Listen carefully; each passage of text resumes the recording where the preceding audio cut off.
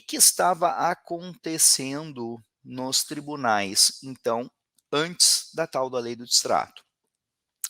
Cada juiz fixava o valor possível de retenção pela incorporadora. Cada juiz, na sua cabeça, por seu livre-arbítrio, fixava quanto uma construtora poderia reter, né, reter a título de multa quando devolvesse os recursos, certo? E aí, né, aí é que vem a justificativa para a lei. Isso gera uma grande insegurança jurídica, né? E aí eu diria até o seguinte: tanto para o adquirente quanto para o vendedor. Sabem por quê?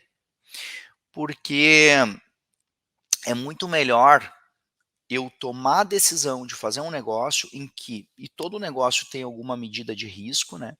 É muito melhor eu quando eu for decidir fazer um negócio, eu enxergar tudo o que pode acontecer de uma maneira clara. Então, por exemplo, né, imaginemos que o vendedor ele tenha certeza de que a multa é X, o máximo é X, né? Assim como o adquirente. Se eu sair desse negócio, eu tenho certeza que eu vou ter que pagar uma multa determinada, né, X. Então, os dois sabem o tamanho do seu prejuízo. Numa análise de conveniência, naquele exemplo que eu dei da sala de R$ 100.000, em que ela está valendo 70, imaginemos que a multa por retenção seja de 25%. Né? Então, a multa de retenção é 25%. Imaginemos que o sujeito já pagou 50 mil, ele quer desfazer o negócio. Então, ele vai perder 25% de 50 mil.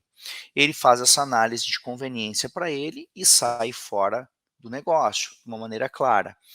Né? Diferentemente, eu tinha dentro do contrato, por exemplo, uma multa de 30%, de 40%, uma multa de 70%. Tá? Ou até uma previsão absurda de 100%, ou seja, não vai ser devolvido nada se você desfizer o negócio. No ambiente não regulado, dessa maneira, tão solta, o que sobrava para o adquirente? Ele queria desfazer o negócio, mas ele não queria pagar uma multa de 40%, de 70%, ou perder tudo, e aí ele tinha que recorrer ao judiciário.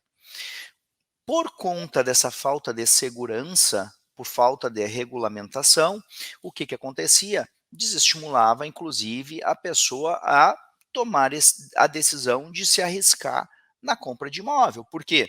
Porque ele não sabia, né, entre a compra e o recebimento, o que poderia acontecer, o que ele poderia perder. Ou talvez ele visse que poderia perder tudo o que ele colocou ali, né, até o final, numa hipótese, então, de desfazimento do negócio.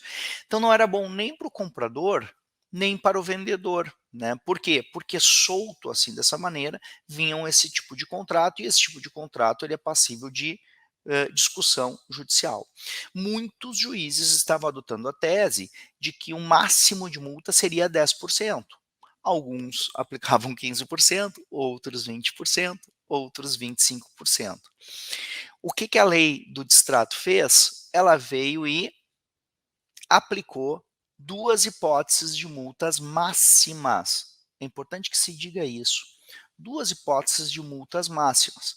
Uma de 25% para negócios imobiliários convencionais e uma de até 50%, ou seja, a pessoa poderia perder metade do que pagou se o construtor estivesse aplicando a lei, né, a legislação do patrimônio de afetação, que é quando ele dá garantia para a finalização da obra, que é uma coisa muito boa para os compradores.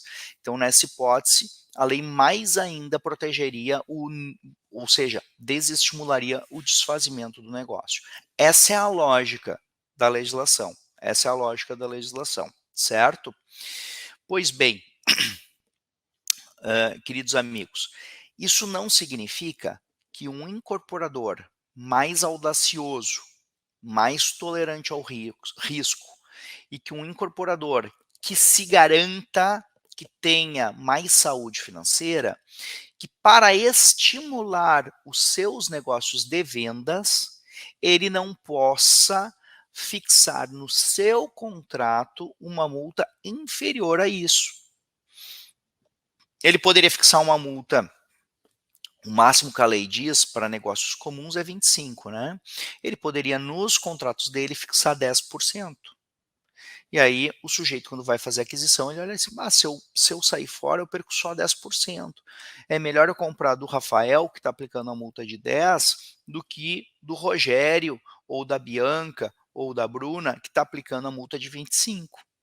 Então eu fico comercialmente mais interessante à medida que o meu contrato ele não fique tão pesado, né, no risco de desfazimento do negócio, de perda dos valores. Então olha que interessante isso. Então essa primeira colocação eu queria dizer para vocês que quem manda na multa é o contrato. O que a lei estabelece é um máximo. Tá? Isso eu queria que deixasse bem claro isso, porque alguns alunos têm me perguntado, né?